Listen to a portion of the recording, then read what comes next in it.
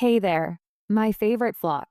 Welcome back to the Henhouse Files, your one-stop coop for the Cluckin craziest true crime tales from right here in the good old US of A, where we peck away at the darkest secrets, scratch up the evidence, and leave no stone unturned.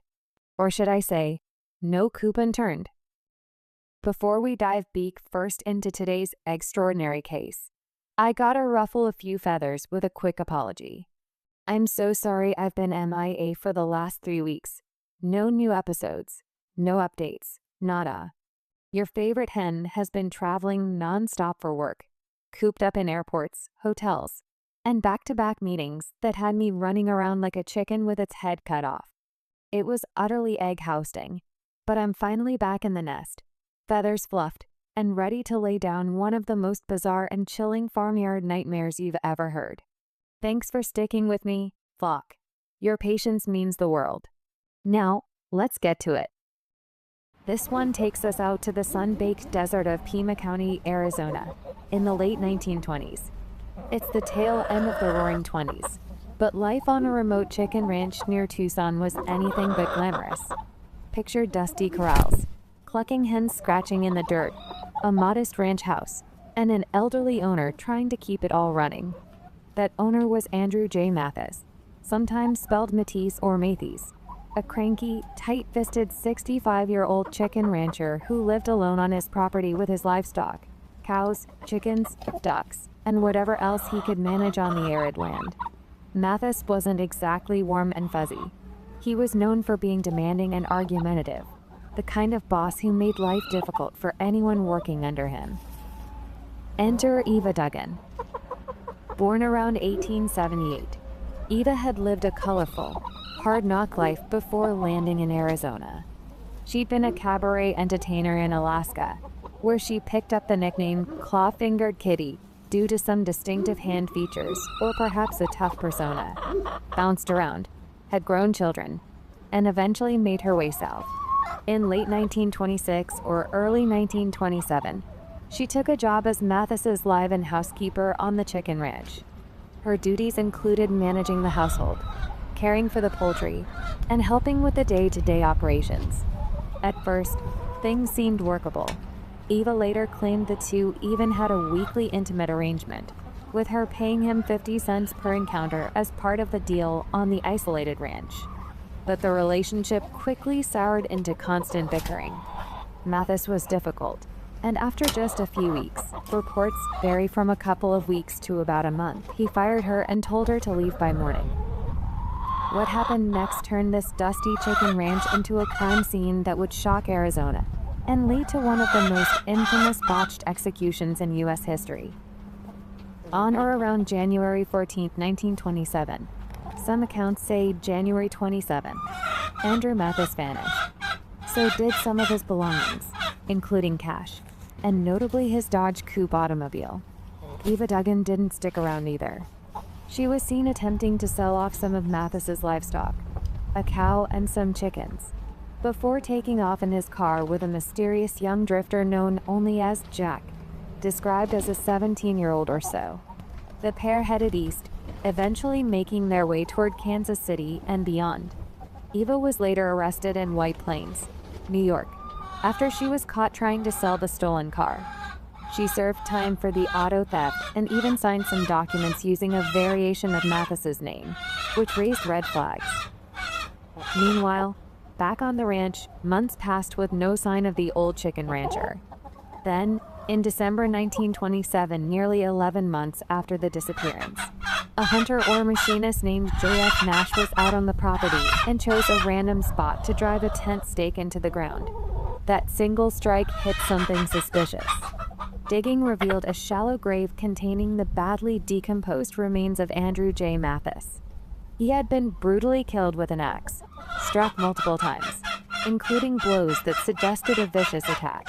The body had been buried hastily on the very land where his chickens once roamed freely. Suspicion immediately swung back to Eva Dugan.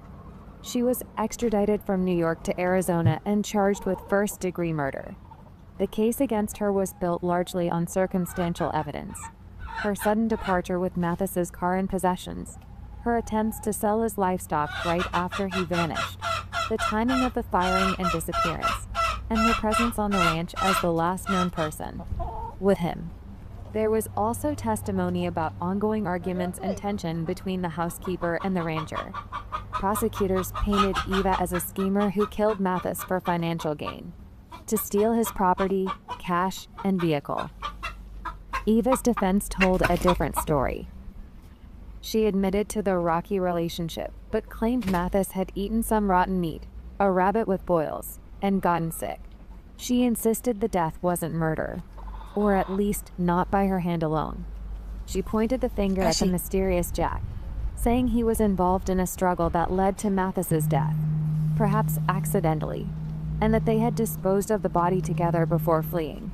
Jack was never located or identified, vanishing into thin air like so many drifters of the era. Eva maintained her innocence right up to the end, even confessing to the weekly arrangements on the ranch, but denying she wielded the axe herself.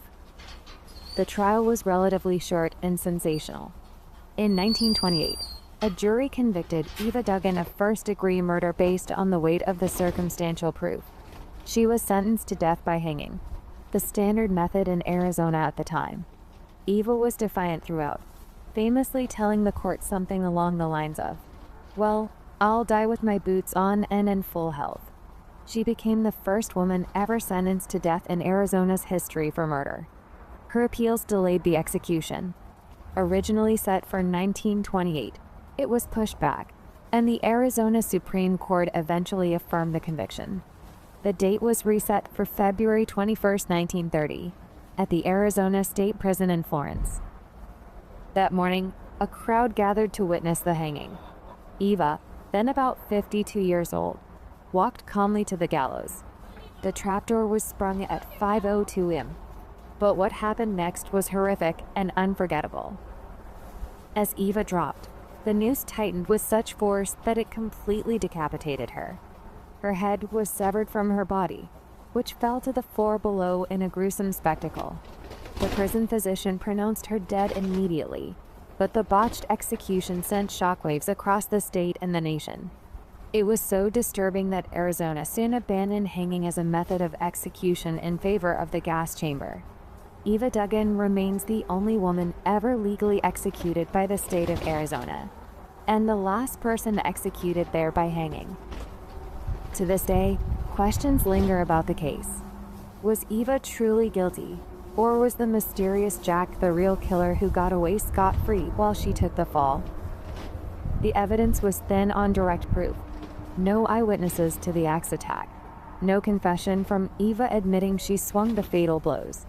Some have pointed out that Mathis was difficult and the ranch isolated, making it plausible that a drifter like Jack could have been the primary perpetrator. Others argue the circumstantial trail, the stolen car, the livestock sales, the timing pointed squarely at Eva as the mastermind or at least a willing participant. The chickens on the ranch? They clocked on as silent witnesses to whatever violence unfolded that January day in 1927. Their owner never returning to feed them. The Eva Dugan case is a stark reminder of how isolated rural life, especially on a remote chicken ranch in the desert, could hide deadly secrets, and how the justice system of the era sometimes delivered swift but imperfect verdicts.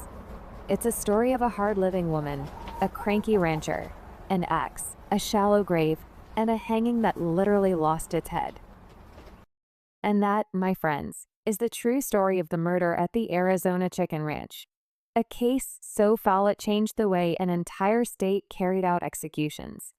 What do you think, flock? Was Eva Dugan a cold-blooded killer who got what was coming? Or did she get railroaded while Jack flew the coop forever? Could there have been more to the relationship between the housekeeper and the rancher that the trial never fully uncovered? Drop your theories in the comments below. I read every single one. If you're new here, don't forget to peck that subscribe button and turn on notifications so you never miss an episode.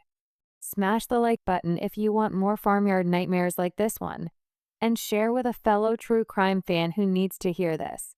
Thanks again for hanging in there during my travel hiatus. I'm back and clucking excited for what's next. Until then, stay safe out there. Keep your coops locked tight, and remember, not every fox wears feathers. This is Hen House Files, signing off. Cluck you later.